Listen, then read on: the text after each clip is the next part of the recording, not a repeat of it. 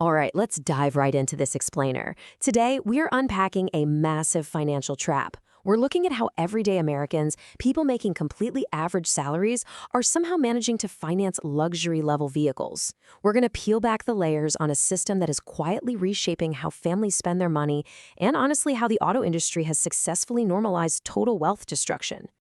You know the exact vehicle I'm talking about. We've all been sitting in traffic, looking up at that gleaming, lifted chrome monster truck and wondered, how on earth does the driver afford that? I mean, whether they're a teacher, a nurse, or a mechanic, that vehicle costs more than a 20% down payment on a house. The person behind the wheel is likely making a very normal, median wage, yet they're sitting on leather seats that literally cost more than your monthly rent. Well, the reality of how they pull it off starts with this genuinely shocking number, over $700 a month. And get this, that is not for an exotic sports car or some high-end luxury sedan. That's the average payment for a regular new car purchased by a regular person. Just a decade ago, a number like that would have been considered completely insane for a daily commuter. But wait, it actually gets crazier. For trucks and SUVs, which, let's face it, have become the default choice for most buyers, payments routinely exceed $900. In fact, they frequently hit a staggering $1,200 a month, and they're paying that for up to 8 years. We are talking about loan totals pushing past $80,000, and that completely ignores the cost of actually keeping the thing on the road.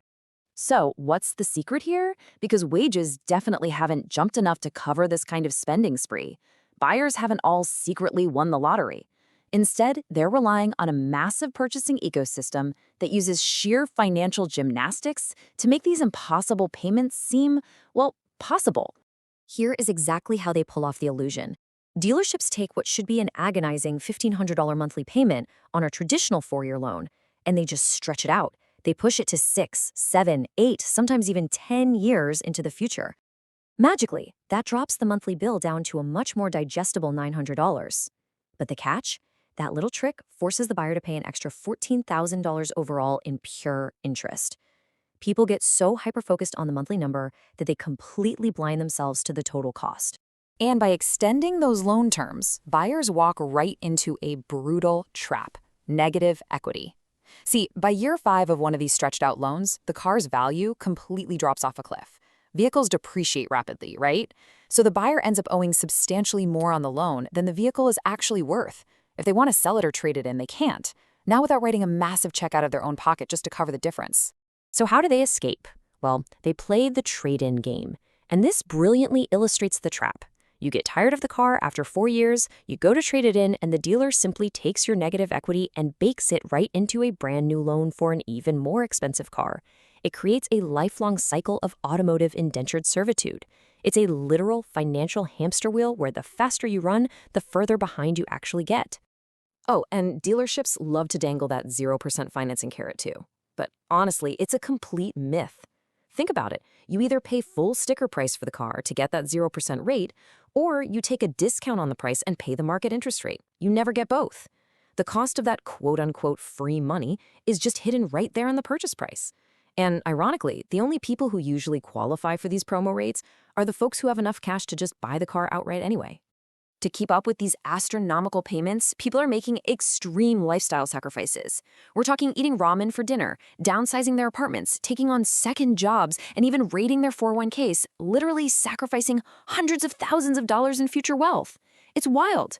People are actually taking on weekend shifts, driving for rideshare companies, specifically to generate the cash to pay for the expensive truck they're using to drive the rideshare. They're letting a piece of metal consume up to 30% of their take-home pay. Actually, it gets even scarier. Families are resorting to the debt shuffle. They're using high-interest credit cards for basic oil changes, or worse, they're taking out home equity loans to cover car down payments. Guys, using an appreciating asset like your house to subsidize a rapidly depreciating asset like a car is exactly like using a blowtorch to light a cigarette. It is an absolute recipe for disaster. And that's just a loan. People completely forget what I call the hidden bleed of ownership.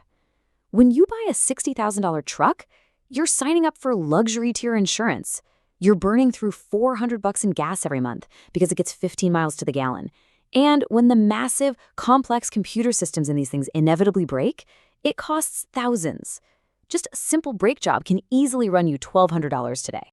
So, the multi-million-dollar question is, why on earth do people endure this?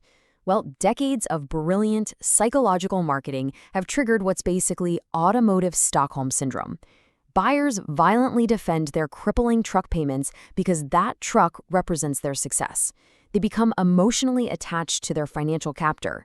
If you suggest they drive a cheaper, reliable used car, it doesn't feel like practical financial advice to them. It feels like a direct attack on their self-worth. The truth is, the auto industry doesn't sell transportation anymore.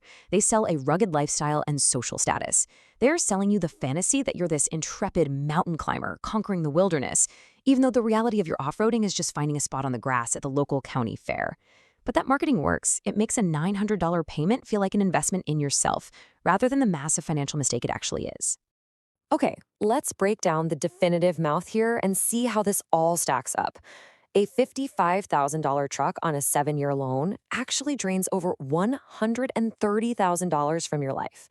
By the time you add up the base price, the interest, 21 grand for insurance, nearly 30 grand for fuel, plus routine maintenance, the sheer volume of cash flowing out of your bank account just to keep this one single asset functioning is absolutely staggering.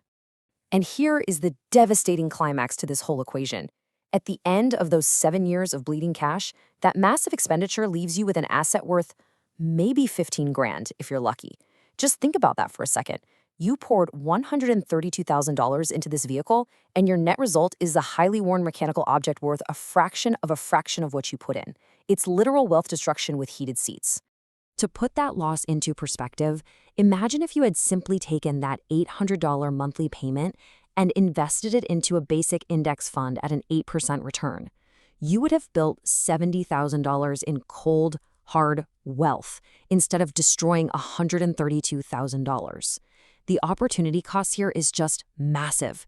You aren't just losing the money you spend on the truck. You're losing all the compound interest and wealth you could have built if you had allocated those dollars toward your future instead of parking them in your driveway. So, the next time you're sitting at a red light next to a gleaming, lifted truck that costs more than a starter home, remember the hidden reality.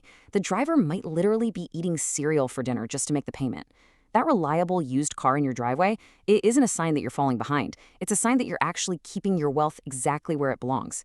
Thanks for joining me for this explainer. I want to leave you with one final thought. Are you driving your financial future forward, or are you just financing an identity you can't afford?